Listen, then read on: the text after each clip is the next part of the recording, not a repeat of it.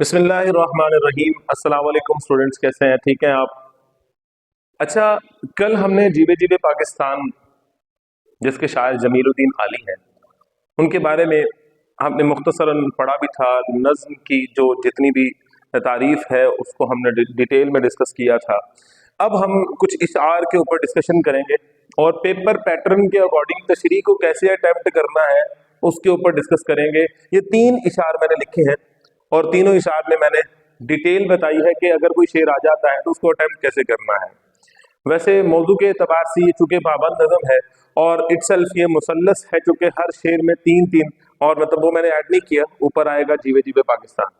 अच्छा बेटा, पहला शेर देखिए कि मन पंछी जब पंख हिलाए क्या क्या सुर बिखराए, सुनने वाले सुने तो उनमें एक ही धुन लहराए। उसके बाद आपने फौरन शायर का नाम लिखना है और नज़म का उन्वान लाजमी लिखना है। इसके भी नंबर है, आधा नंबर है इसका, मतलब ये इन दोनों के मिला के आधा नंबर इसके मिलते हैं। और मफहूम आपने इस दफा लाजमी लिखना है, इस दफा गवर्नमेंट ने लाजमी मंजूम कर दिया है मफहूम, तो ये बेटा लाजमी आपने मफहूम लिखना है। ठीक है, मफहूम देखिए कि पाकिस्तान हमेशा सिर्फ आपने 1.5 लाइन का मफहूम लिखना है। आपने इस शेर को नसरी अंदाज में तहरीर कर देना है, बस वही असल में आपका मफहूम होगा। और सबसे जो अच्छी बात वो ये है कि जो चेकर होता है उसको पता चल जाता है कि बच्चे को आता है, वो तो मफहूम तक की। फिर उसके बाद देखिए तशरीह करना मैंने आपको कल भी सिखाई थी। तशरीह करने का सबसे बेहतरीन तरीका यह है कि सबसे पहले शायर की काबिलियत लिखें। उसमें मैंने कुछ पॉइंट्स लिखे, कादिरुल कलाम, अपने कलाम में कुदरत रखने वाले। फिर उसके बाद मैंने लिखा कि 1971 की जो जंग थी उसमें इनके नगमे बहुत मशहूर हुए, इस वजह से ये फेमस हो गए। फिर उसके बाद बुस्यार नवीस है। बुस्यार नवीस का मतलब होता है ऐसा शायर जो बहुत ज्यादा तहरीर करने वाला हो, बहुत ज्यादा लिखने वाला हो, तो उन शायरों में और अदीबों में इनका नाम आता है। चूंकि अदीब भी थे, कल हमने इनकी जो है वो तसानीफ के ऊपर भी डिस्कशन की थी। इसी तरह बेटा फनी मुहासन, हर नज्म के फनी मुहासन होते हैं, वो एक ही होते हैं। गजल के अलग-अलग फनी मुहासन होते हैं और तशरीह करने का अंदाज बताया। ये आउटलाइंस नहीं है, ना ही आपने तशरीह में ये आउटलाइंस देनी है, ये आउटलाइंस नहीं है। ये एक्चुअली क्या है, ये सिर्फ आपको बताने के लिए कि तशरीह होती कैसे है, तशरीह करना सिखा रहा हूं मैं। अब फनी मुहासिन क्या, हुब्बुल वतनी है, जाहिर सी बात है, जीवे जीवे पाकिस्तान ऑब्वियसली मुल्क की बात हो रही तो हुब्बुल वतनी है।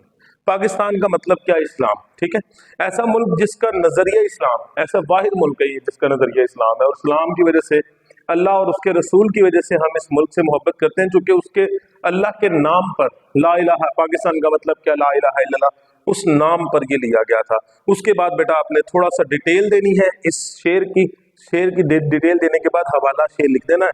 हवाला शेर मैं आपको कल की वीडियो में भिजवा चुका हूं, वहां से आप देख लीजिएगा।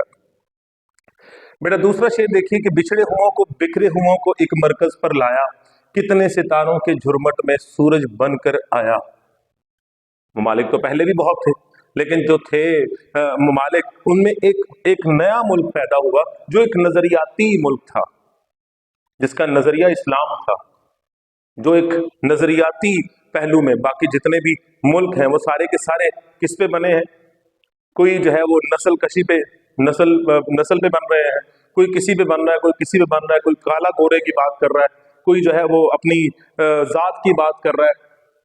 लेकिन यहाँ पे ऐसा नहीं है, यहाँ पे तमाम मुसलमान एक हैं, उनका एक ही पैगाम है, एक ही जो है, जैसे इकबाल का शेर है, मनफात एक है इस कौम के, नुकसान भी एक ही, सबका नबी, दीन भी, ईमान भी एक।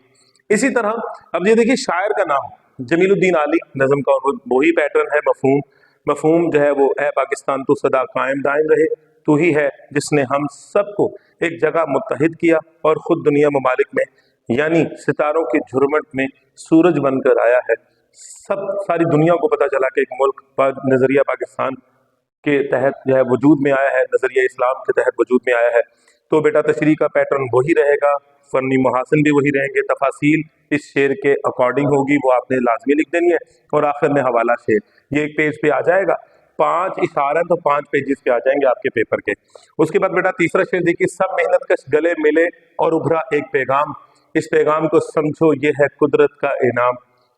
शायर का नाम जमीलुद्दीन आली, सबक वही, मफहूम ए पाकिस्तान तो हमेशा कायम रहे तेरी वजह से, सब मेहनत कश गले मिले हैं, यानी सारे मुसलमान इकट्ठे हो गए, एक जगह यकजा हो गए اور اللہ تعالیٰ کی طرف سے یہ پیغام سامنے آیا ہے کہ پاکستان ایک نعمت ہے، ایک اللہ تعالیٰ کی مہربانی ہے ہم پر۔ تو بیٹا یہ پھر اس کے بعد شاعر کے قابلیت وہی تشریح میں آپ نے یہی ڈیٹیل دینی ہے، آخر میں حوالہ شیئر دے دینا ہے۔ Thank you very much.